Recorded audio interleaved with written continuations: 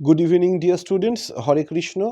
সামনেই পরীক্ষা, আশা করি তোমরা পড়াশোনা করছো, পড়াশোনার মধ্যে আছো। আজকের এই ভিডিওতে আমরা আলোচনা করব যে কী ধরনের প্রশ্ন আসতে পারে, কোন কোন জায়গা থেকে আসতে পারে এবং কিভাবে আমি সেই প্রশ্নের উত্তরগুলো লিখব। তো প্রথমেই আমরা যেটা আশা করতে পারি যে আমাদের পরীক্ষাতে একটা সিন প্যাসেজ আসবে। সিন প্যাসেজ কি? সিন প্যাসেজ হচ্ছে আমরা আমাদের সিলেবাসে ক্লাসে যে গল্পগুলো পড়েছি সেই গল্পেরই একটি নির্বাচিত অংশ থাকবে। সেই নির্বাচিত অংশটি তুমি পরীক্ষার হলে বসে পড়বে। তার তলাতে কিছু কোয়েশ্চেন আনসার, মানে কিছু কোয়েশ্চেন দেওয়া থাকবে। ধরো তুমি পড়ছো ফিট অন ফিটের যে গল্পটা আছে, তেনজিং নোরগে, এডমান্ড হিলারি হিমালয়ে মাউন্ট এভারেস্ট জয় করেছিল, সেই গল্পটা, সেই গল্পের কিছু প্যাসেজ দেওয়া আছে। তারপরে মনে করো কোয়েশ্চেন এসছে, who was John Hunt, who led the British expedition team. তা ঘাবড়ানোর কোনো দরকার নেই, কিন্তু তুমি দেখবে যে প্যাসেজটা তোমার প্রশ্নপত্রে আছে তুমি সেখানেই উত্তর পেয়ে যাচ্ছ। এবার সেটা ফুলমানিস ইন্ডিয়া থেকেও আসতে পারে, বা তেনজিং নোরগে থেকেও আসতে পারে, বা অন্য যে গল্প পড়িয়েছিস সেখান থেকেও আসতে পারে, কিন্তু এরকম একটা প্যাসেজ থেকে আসবে। তারপরে আমরা স্কুলে ভালো করে নাউন শিখেছি, কিছু নামের লিস্ট দিয়ে দেবে। আমরা আশা করতে পারি এরকম প্রশ্ন আসবে। সেই নামের লিস্ট থেকে আমাকে প্রপার নাউন আর কমন নাউন আলাদা করতে হবে। ঠিক আছে? প্রপার নাউন কাকে বলে আমরা জানি, যে কোনো ধরনের নাম, আমার নাম হোক, তাজমহল হোক, গঙ্গা নদী হোক, হিমালয়া হোক, এগুলো সমস্ত কিছু প্রপার নাউনের মধ্যে পড়ে। আর এগুলো বাদ দিয়ে যেরকম থাকে, ধরো people, men, climber, player, singer ইত্যাদি সব কিছুই পড়বে হচ্ছে কমন নাউনে। তোমরা জানো লিস্টটা থাকবে, তার পাশে দুটো বক্স করা থাকবে, একদিকে কমন নাউন, একদিকে প্রপার নাউন। কমন নাউনের বক্সে কমন নাউনগুলো বসাতে হবে, প্রপার নাউনের বক্সে আমাদের প্রপার নাউন বসাতে হবে। তারপরে শূন্যস্থান পূরণ, এটা একটা খুব ইম্পর্টেন্ট জিনিস। শূন্যস্থান পূরণ প্রিপোজিশন দিয়েও হয়, এ অ্যান্ড দা দিয়েও হয়। পরীক্ষাতে কি আসবে আমি জানি না, তোমরা যখন প্রশ্ন দেখবে নিশ্চয়ই জানতে পারবে। তো যেরকম আসবে সেরকমভাবে অনেক প্রিপোজিশন আর্টিকেল আমরা প্র্যাকটিস করেছি, তার মধ্যেই আসবে। তবু একটা আমি বলে দিচ্ছি, এই ভুলগুলো করবে না। যেরকম ধরো এমএলএ, এমপি, এমএ, এই সমস্ত কিছুর আগে কিন্তু অ্যান বসবে, এ বসে না। তারপরে ধরো Himalaya, Pacific, Indian ocean, Pacific ocean, Ganges, এগুলো যেহেতু পৃথিবীতে একটি করেই আছে, তাহলে কিন্তু এর জন্য আমাকে দা বসাতে হবে। ঠিক আছে?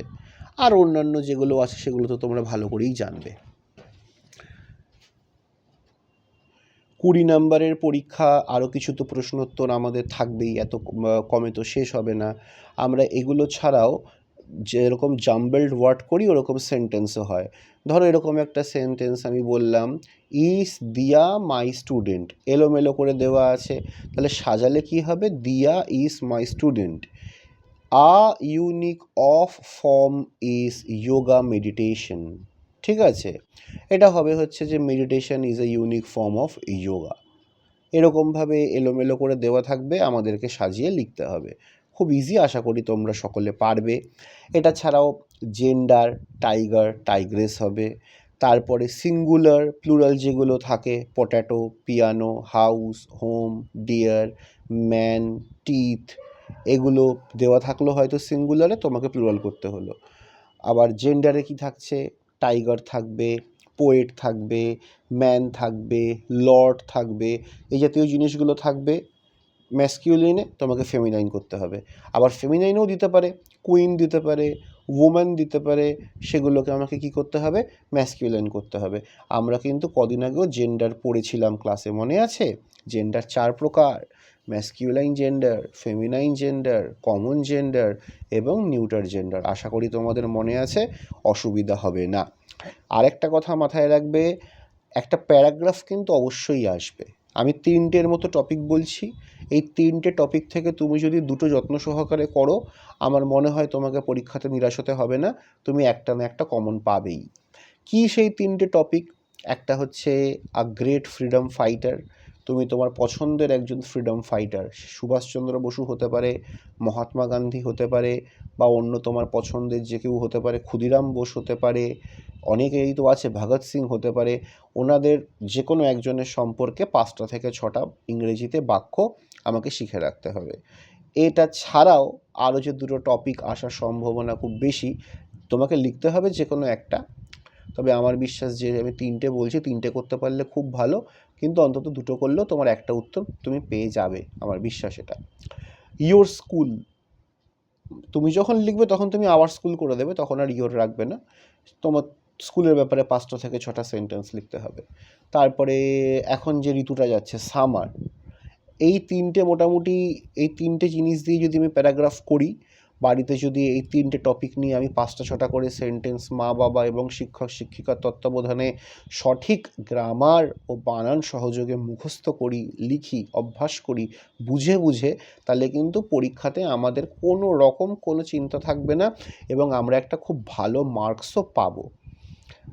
তাহলে আমি ভিডিও এখানেই শেষ করছি। আশা করি তোমরা সকলে খুব ভালো করে পরীক্ষা দেবে। তোমাদের সাথে দেখা হচ্ছে পরীক্ষার হলে। গ্রুপে একটু খেয়াল রাখবে, আমি যদি কোনো প্যারাগ্রাফের কোনো ভিডিও দিই সেটাকে একটুখানি দেখে শুনে বুঝে নেবে। তাহলে আজকে এই পর্যন্তই। হরে কৃষ্ণ।